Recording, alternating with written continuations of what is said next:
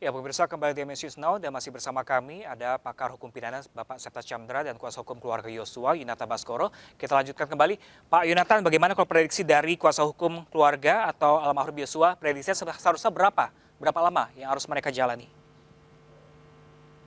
Ya kalau dipatok seperti itu sebetulnya tentu tidak ada hukuman yang setimpal untuk menggantikan nyawa almarhum. Tetapi kalau pertanyaannya berapa ya yang bisa saya sampaikan adalah 8 tahun itu jika di dalam tuntutan jaksa sudah terbukti pembunuhan berencana, ya tentu 8 tahun itu jauh dari ancaman hukuman 340 itu sendiri.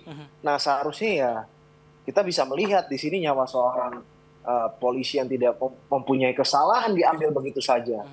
Seharusnya saya masih percaya sih sama majelis hakim bisa melihat bagaimana keterlibatan dan keturutsertaan para terdakwa ini di dalam membantu eksekusi almarhum sehingga harusnya diberikan hukuman yang lebih setimpal. Karena kalau menurut saya yang perlu digarisbawahi 8 tahun itu tentu tidak akan pernah bisa Oke. setimpal untuk membayar nyawa almarhum. Pak Yonatan, kalau sepanjang hari ini sempat berkomunikasi dengan keluarga almarhum, apa responnya tentang tuntutan ini? Sampai saat ini belum ya, karena memang kebetulan baru 5-10 menit lalu kan itu dibacakan tuntutan terhadap terdakwa Ricky Rizal yang terakhir. Mungkin setelah saya live di sini saya akan coba hubungi keluarga dan saya tanpa perlu saya menghubungi keluarga pun saya sudah tahu jawabannya. Oke, selanjutnya apa yang akan dilakukan tim kuasa hukum keluarga?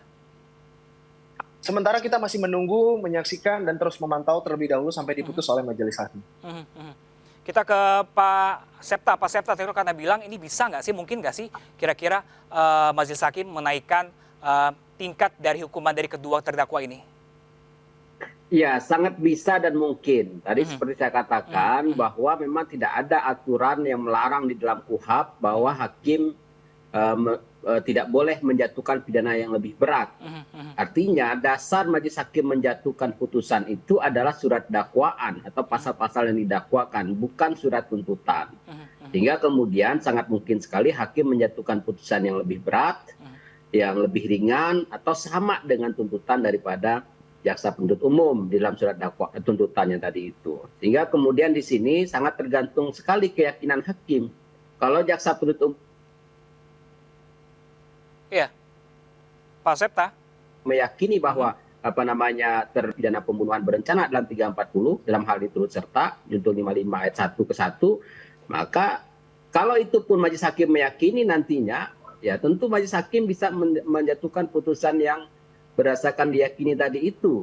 Yang tidak boleh kan majelis hakim menjatuhkan pidana lebih daripada ancaman maksimum yang ada dalam pasal tersebut.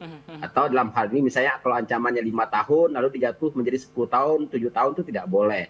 Atau menjatuhkan pidana di luar daripada jenis pidana yang telah ditentukan di dalam undang-undang atau KUHP seperti itu. Oke. Jadi sangat bebas sekali, sangat independen kemandirian hakim dan kebebasan hakim dalam memutus suatu perkara berdasarkan keyakinannya tadi. Pak Septa, kalau 8 tahun ini dinilai sangat ringan, kalau menurut Anda berdasarkan apa saja kalau dari analisis Anda sehingga JPU menentukan 8 tahun untuk keduanya? Iya, tadi kan juga dibacakan hal-hal yang meringankan dan juga memberatkan. Sebenarnya kalau bicara hal yang memberatkan, tadi tidak mengakui, berbelit-belit dan segala macam. Lalu ini juga menyangkut nyawa orang, gitu ya. Apalagi saudara Ricky Rizal juga adalah seorang anggota kepolisian, aparat penegak hukum seperti itu ya. Harusnya juga menjadi dasar pemberat. Dia tahu betul tingkat kehati-hatian dia dibanding dengan Kuat Ma'ruf kan harusnya lebih.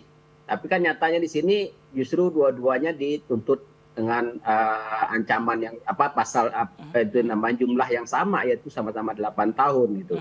Nah, harusnya tadi kalau dilihat hal-hal yang memberatkan harusnya dituntut lebih berat seperti itu. Oke, kita ke Pak Yonatan. Pak Yonatan, ini masih ada PC, Eliezer dan Pak Sambo yang juga akan nanti menjalani sidang tuntutan. Ini apa kekhawatiran Anda mengingat dua terdakwa ini menjalin JPU menuntut 8 tahun penjara? Ya terkhusus dengan FS dan PC ya, kalau kami melihat tuntutan terhadap Ricky Rizal dan Kuat Ma'ruf saja bisa seringan ini, tidak menutup kemungkinan hal tersebut bisa juga didapatkan oleh FS dan PC begitu.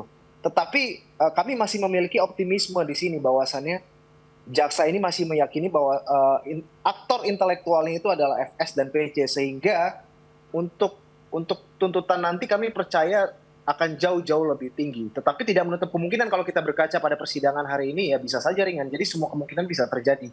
Maka dari itu kami hanya menyerahkan sepenuhnya pada saat ini kepada majelis hakim dalam memutus perkara ini. Mudah-mudahan bisa berlaku dengan seadil-adilnya. Baik, terima kasih banyak Bapak-Bapak. Ini maaf sekali, sayang sekali waktu terbatas dan kami juga menuntut agar hukum seadil-adil untuk keduanya. Terima kasih bagi pakar hukum pidana Septa Chandra dan juga kuasa hukum keluarga Yosua Yunarta Baskoro telah bersama kami di MSC News Now. Terima kasih, salam sehat selalu. Yuk. Terima kasih Mas Pram.